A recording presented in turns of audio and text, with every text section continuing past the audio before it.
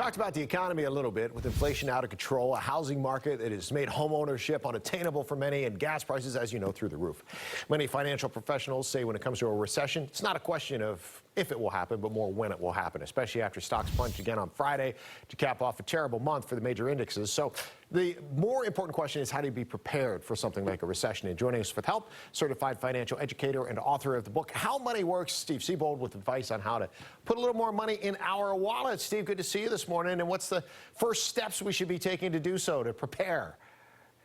Well, I think tightening up maybe 10 to 15% per month might be a good idea on your monthly budget. Just kind of being a little bit more conservative to see what happens here. Okay, Steve, so I'm going to just keep it real here. That's excellent advice, but most people in reality don't keep the budget to begin with. So finding that 10 to 15%, is that just not going out to dinner a couple of times a month? Yeah, I mean, looking at everything you spend money on, it's amazing how fast money goes out the door, whether you have a little or a lot. And so I think just tightening up, even if you don't have a budget, which, as you said, most people don't, look at your expenditures on a daily basis and just start cutting back a little at a time. All right, so that's one way to save in anticipation of maybe the markets or the economy turning south later this year. Another thing you're saying is if you need that money, if you want to get a little extra money, you might have it hidden away somewhere and not even realize it.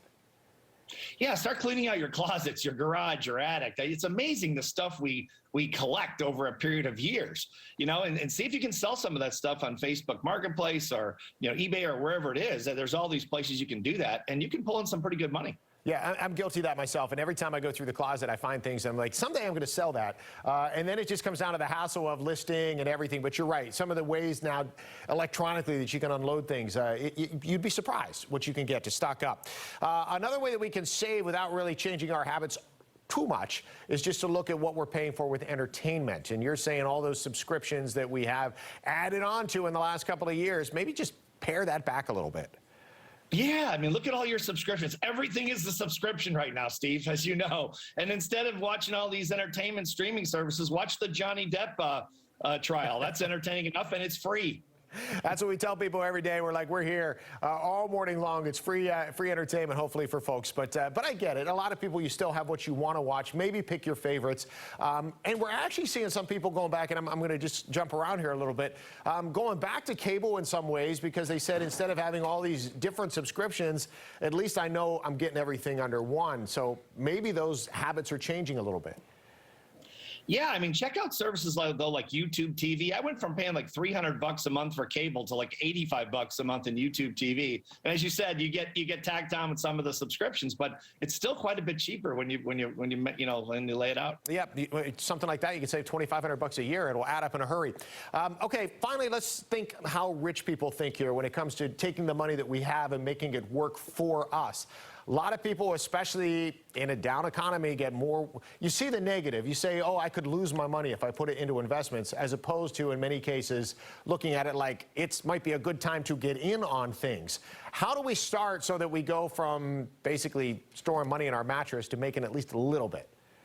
Yeah, rich people don't put their money in banks because they pay so little, and then they charge us 17% for a credit card, and they make the spread, and that's why banks are so wealthy. But you don't have to jump to the markets either, which is, you said at the opening here, that are so crazy right now, and they're probably going to stay crazy, and there's probably a correction coming our way. But if you work with a financial professional and you educate yourself a little bit about how money works, you can get in safe investments where there's no downside, where you can't lose money, but yet there's a little bit of an upside. How much of an upside are we talking about here? Even, I mean, 3-4%, something like that can make a difference?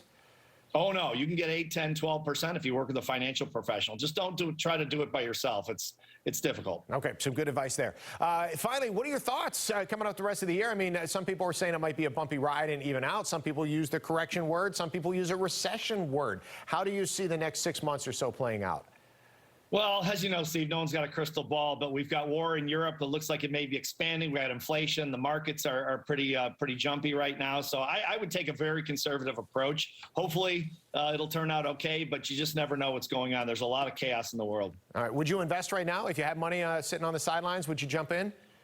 Always investing, always investing. Just do it more conservatively, where you don't have so much exposure to money that you can't afford to lose. All right. Steve's book is How Money Works. Thanks for joining us this morning. Thanks, Steve. All right, appreciate it. We'll send it back to you guys on the couch. It's tough, but like you said, consult the expert before you put all your money into any one Yeah. place. That is the key. Now more than ever. All right, Steve, thank you. Some good advice there.